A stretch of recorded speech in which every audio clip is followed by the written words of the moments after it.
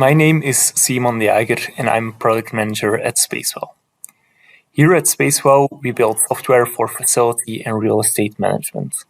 There are lots of different parts of our software, but we leverage our IoT knowledge the most in our smart building solution. Today, I would like to guide you through some of the insights we have gathered throughout the years and some of the challenges we encountered. Before diving in the insights, it will be useful to understand a bit more about our smart building solution. Spacewell's smart building solution consists of 3 product lines: Monitor, Assist, and Transform. Monitor helps you to get insights and saving on your building portfolio by measuring the space and comfort parameters of your buildings. We help you pick the right sensors for your needs: PIR motion, head count, queuing distance, door count, temperature, humidity, CO2, radon, etc. These measurements, along with spatial data, facility data, reservation data, and our expertise knowledge, are filtered in clear dashboards. Assist leverages this measurement data and gives it back to the end user.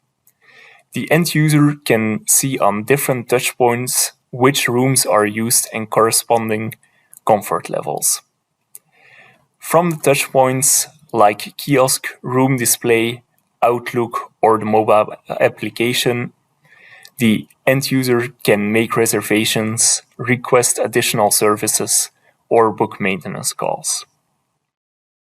Transform uses all the aforementioned data and field-specific data to enable facility management staff to work more agile.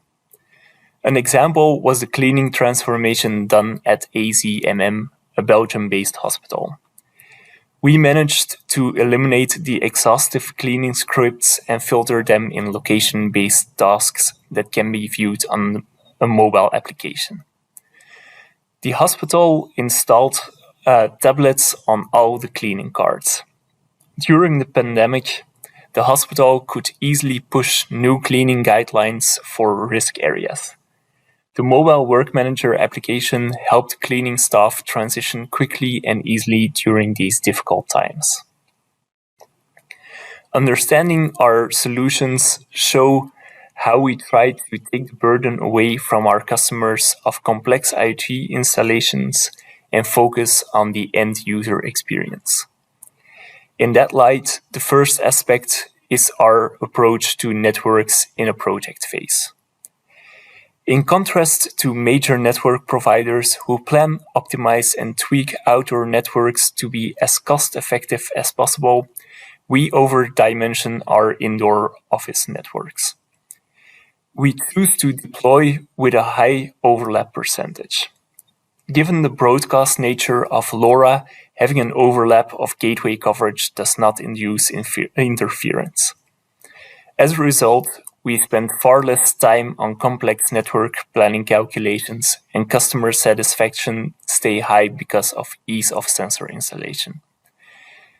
These benefits far outweigh the cost of a few extra gateways during installation. A second aspect of networking is the backhaul of the LoRa network. Here, Spacewell offers 3 solutions: Ethernet, Wi-Fi, and 4G. Each backhaul solution comes with its own specific set of advantages and disadvantages. Ethernet remains the most stable way of connecting a hub, and in most cases the connection with the largest bandwidth and lowest latency. However, you need a physical connection to a local or virtual local area network. Accessing these networks at a client size requires, in many cases, approval from the local IT team.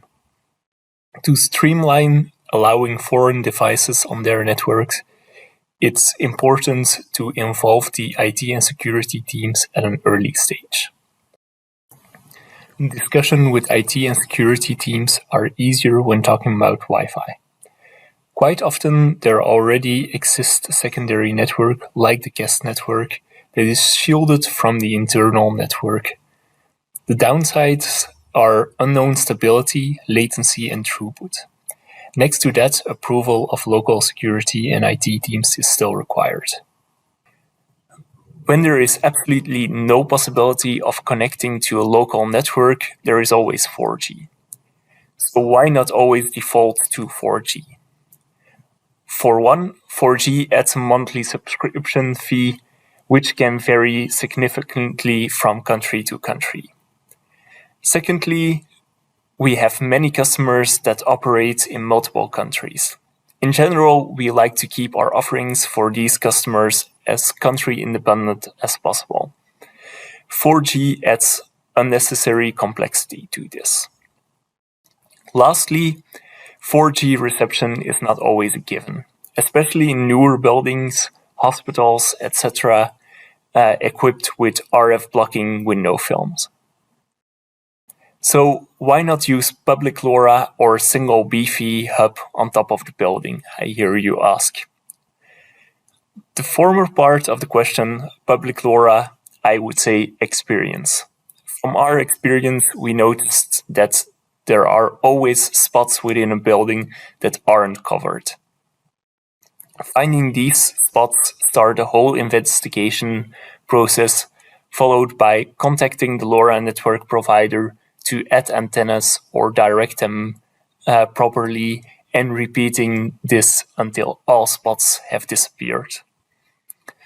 The latter part of the question, installing a BFE hub on the ceiling, we have considered, until we found that installing items on the roof of a building requires special certification that differ from country to country, only to find that you'll have to search for dead spots once again.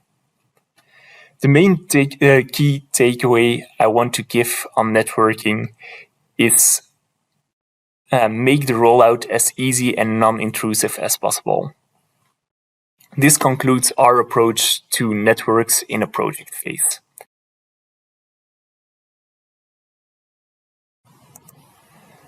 Of course, networks in a project is only one part of our IoT LoRa puzzle.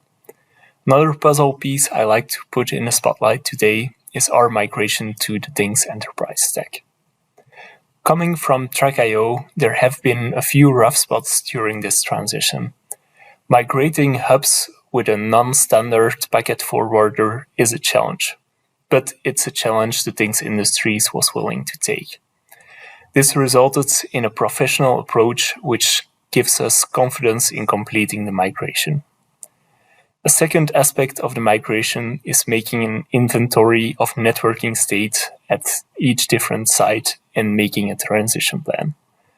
Luckily, this is made easier by the fact that most of our customers are office-related and thus work within office hours. This means that the transition can take place during weekends without any downtime. These two aspects helps a fluent transition. This concludes my part on our experience with the migration and the insights and challenges I wanted to cover with you today. Thank you for your attention and stay safe.